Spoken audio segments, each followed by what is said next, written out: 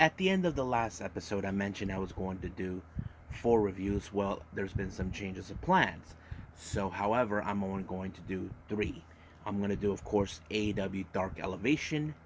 Then, of course, I'm going to do Pennsylvania Premier Wrestling, or as we know it, PPW. And, of course, Battle Club Pro with Women's Crush Wednesday 2.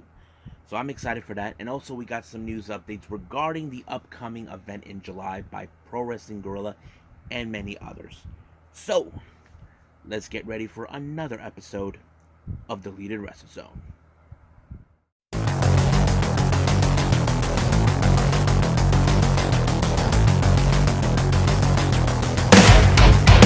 Are you ready? Get up, get up! Get up, get up! Get up, get up! Get up, get up! Get up, get up! Get up, get up!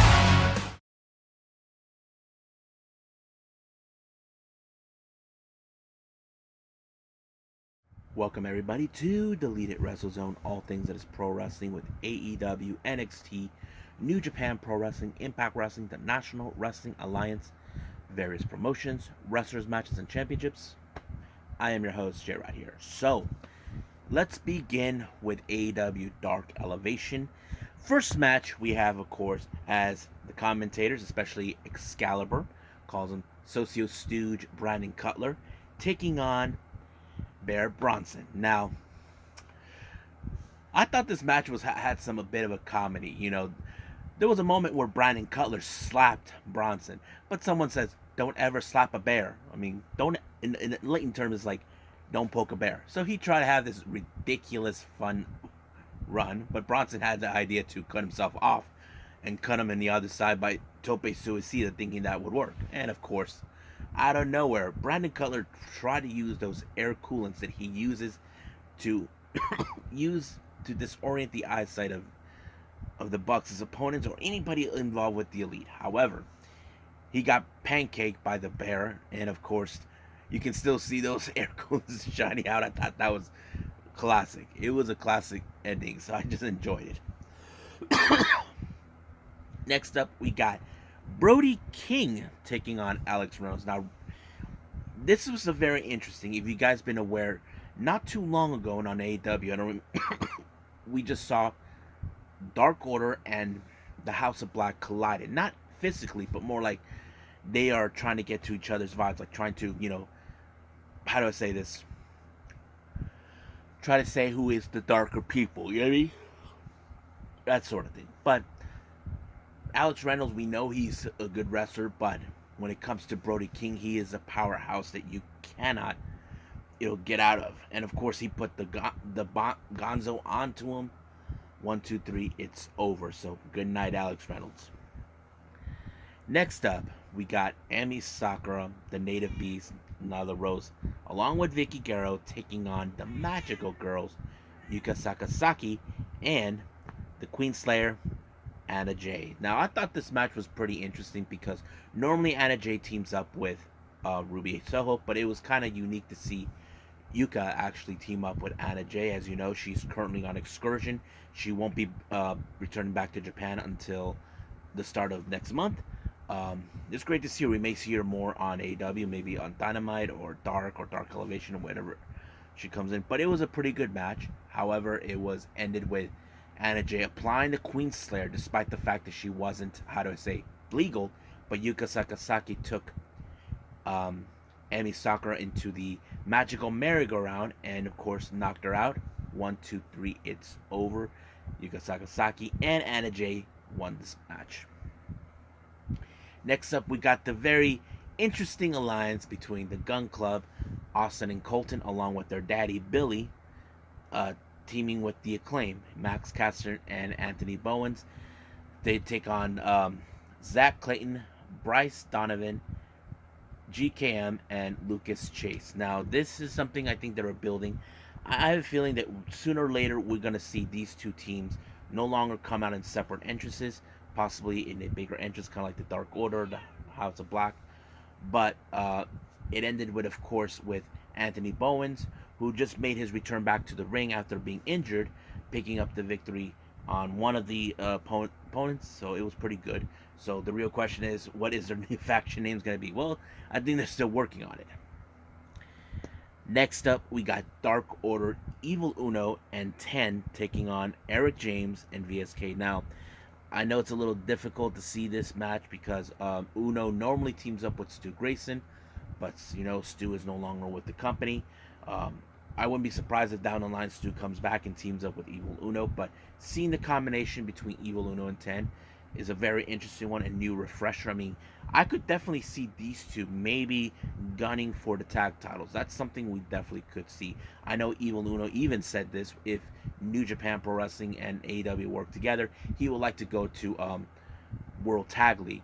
But I wouldn't be surprised if he goes with 10 if that day occurs. As you know, we already have an AEW representative in the best of the Super Juniors right now. But that would be a definitely dream come true for him. But the match was pretty good, but it gave now Evil Uno and 10 a much confident team base now. They put up like a interesting power bomb onto Eric James to give them the victory with the W. Now, normally in AEW Dark or Dark Elevation, we don't see championship matches put on the line a lot. It never happens because this program is normally try to enhance the wrestlers, still trying to pick up some victories, build up a little bit of the storylines they could do in the future time. Um, we had the ROH Undisputed Women's Championship on the line with Trish Adora versus Mercedes Martinez. I thought it was a very interesting way because, as you know, there's been talk about Ring of Honor. We don't know when their TV deal will come in or what programming there will be because I know Tony Khan should be working on it right about now. So it's kind of great that they're keeping the titles on in hand to give them much credibility as possible. So it was pretty good until Mercedes Martinez pulled up a very interesting submission, the same one that she used on Deanna to pick up the victory and win the title to become Undisputed Women's Championship. So Trish Adora tapped out. She retained the title. So she picked up the W, and it's over right there. So I think that's pretty much it. What we got with AEW Dark. I believe it's time to go for Battle Club Pro with Women Crush Wednesday 2.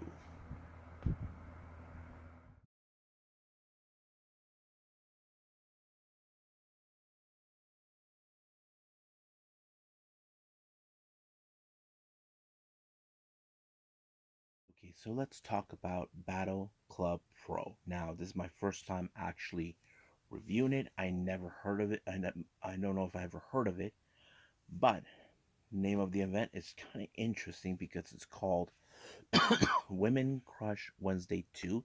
This one took place on the 20th of April, which is almost a month old, but it's okay because this is what I like to do for everyone. You may not have heard of this promotion, but I'm happy. Now, is this an all females promotion? No. This is where they have an event for all women. So basically, now you know. Opening match, we have Edith Sorrell taking on Savannah Evans. Someone you guys know. This one was more like Savannah Evans was in the game, but she won by using, of course, the choke slam and giving her the W. Next up, we have a four-way type of match. We have Damaris Dawkins versus Riley Shepard versus Christina Marie versus Jesse Brooks. Everything seems like it was going to be normal. However, things did not go exactly according to plan because for the ref did not see this. Christina Marie had a brass knucks and she was able to use that onto um, Riley Shepard and boom, it was over. No, to Damaris Dawkins and win the match, but she was able to hide the brass knucks fast as possible from the ref before the decision was ever how to say changed. But it did not happen.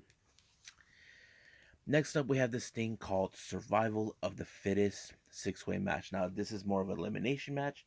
I got confused and lost in this one. So here's who they had: JC Storm, Cosmic, Vita Von Star, Nevaeh Chantel, Ariel Nix, and Jess. Forgot who the other one. But anyway, I don't know who got eliminated, but I can tell you that Cosmic had help from a guy named Rembrandt. Now I don't know who the hell is this guy Rembrandt is, but he made sure she won the match, and of course that's kind of like cutting corners. So it ended in that way. And finally, we go to the next match where we have Masha Slamovich taking on Gia Scott. Now, we all know Masha Slamovich is a fantastic wrestler, has a way of grappling her opponent, which she normally does because she ended it with a sleeper hold, chokehold onto Gia Scott, and it was over right from there.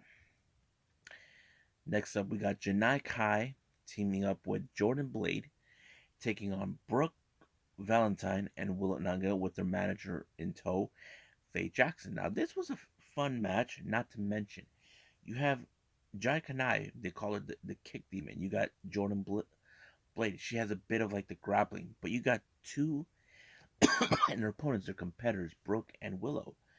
They seem like a fun, energetic group, but when it comes to getting down in the ring, they try to be all business, and that's exactly what they were doing the entire time.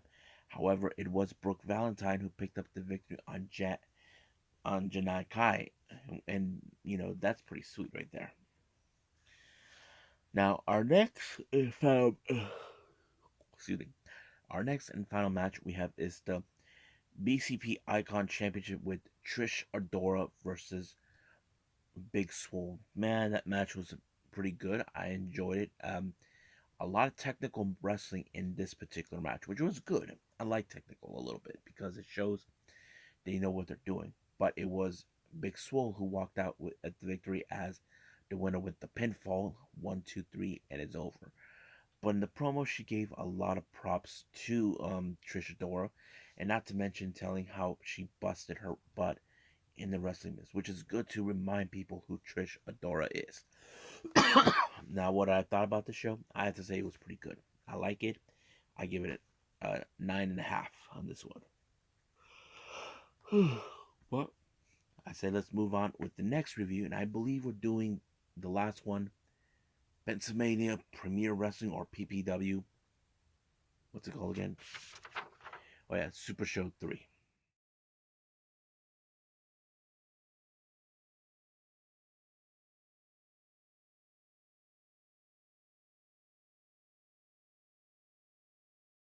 Okay, so it's been a while since I did one of these reviews with Pennsylvania Premier Wrestling, or as it called, PPW. This is Super Show 3. This one took place on the 16th of April. Opening match, well, it started out with, of course, the promoter and the announcer, thanking people for coming back to the shows. But he was rudely interrupted by, of course, none other than Richard Holiday, who was pissed that he did not get a match whatsoever. But luckily for him, an opponent stepped up, and that was none other than the Neon Ninja Facade. Now, if you guys never heard of Facade, he's a fantastic wrestler, and fun fact, he's good friends with Sammy Guevara. So I saw him in appearing on several of the vlogs in the past. Great seeing him. But however, the match ended with Holiday. It's like, I'm done. I can't beat this guy, so he just walked out with the count out. Now our next match is a tag, 8-man tag. We have Fox Vineyard, Timothy Theory, Mad Dog, and manager Joe Davis taking on Team Heater. And the Heater, Madman Tarzan, Trevor Kuga, and Bison. Now, this particular match, it kind of tells the story how two teams are trying to prove who's dominant. But however, in this particular one, it was Sins who picked up the victory, able to win a very strong match, all thanks to Joe Davis, proving once and for all they are in fact the strongest faction, as always. Now our next match is the PPW No Limits Championship in a 5-way. We have Rembrandt, who's the former champion, along with Cosmic, Adrian Soriano with Delilah versus Lee Sparrow versus Dustin Flash Waller,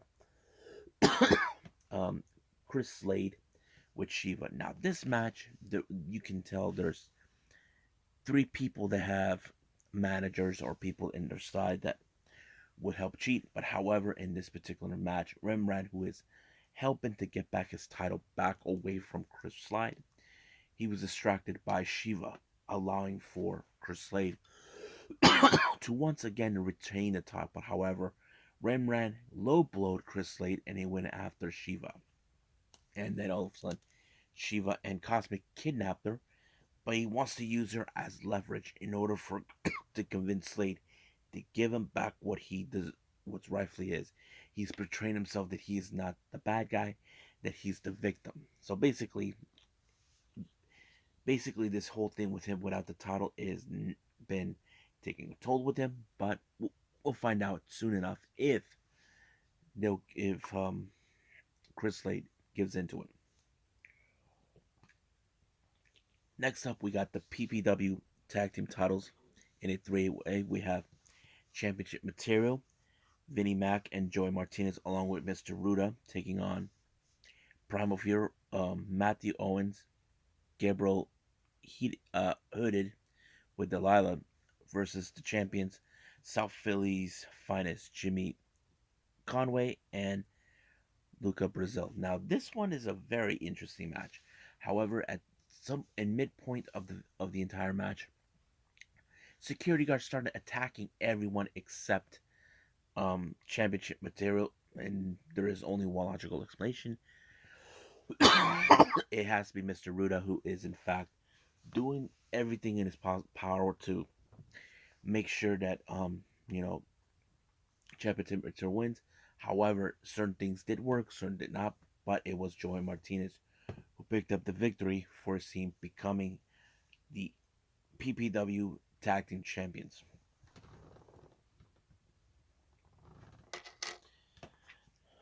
Next match, we have Alpha Jr. versus Jay Lethal. Now, Lethal doesn't trust Alpha because he's Samoan, and of course, we all know what's going on with him in AEW.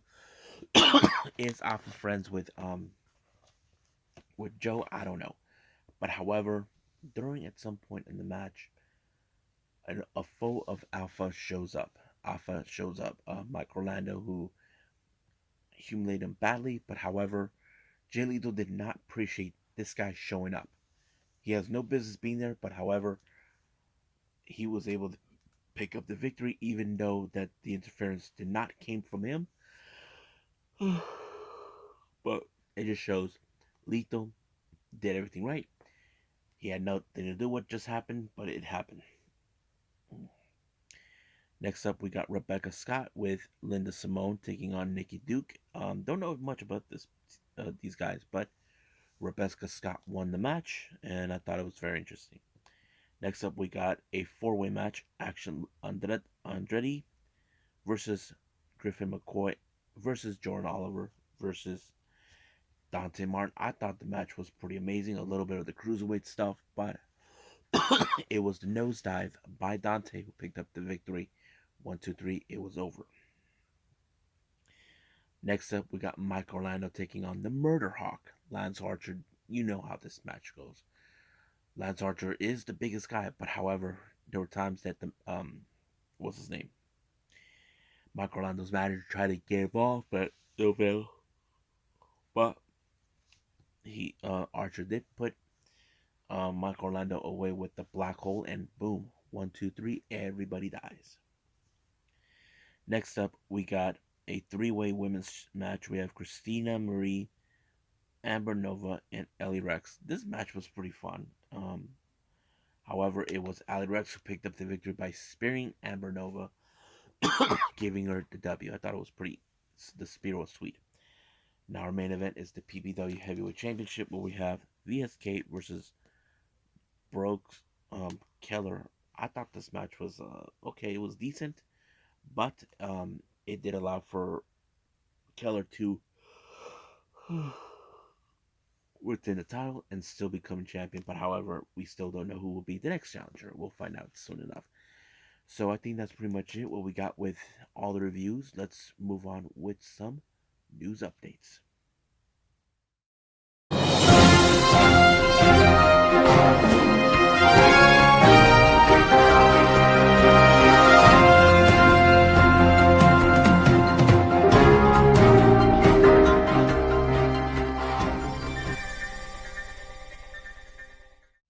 Okay, here are the news updates for everyone. If you guys are big fans, if you guys are from North Carolina and you guys attend Deadlock Pro Wrestling, well, you're in luck. They're gonna bring in some Yoshi wrestlers for their upcoming pay-per-view.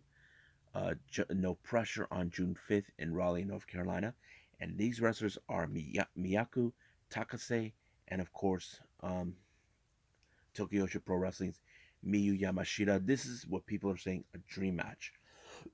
Reason is this: Miyaku Takase is not affiliated with any promotion. She is a freelancer.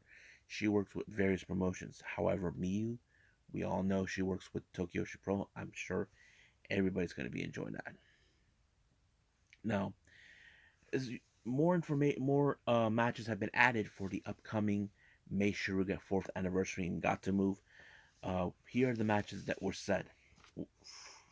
We have say a four-way tag team match. We got Sayaka Obihiro and Shin Suzuki versus Tokiko Kihara and Antonio Honda versus Dragon Ninja Sayuri and Chonchiru Chidu, and then I forgot who was the other team.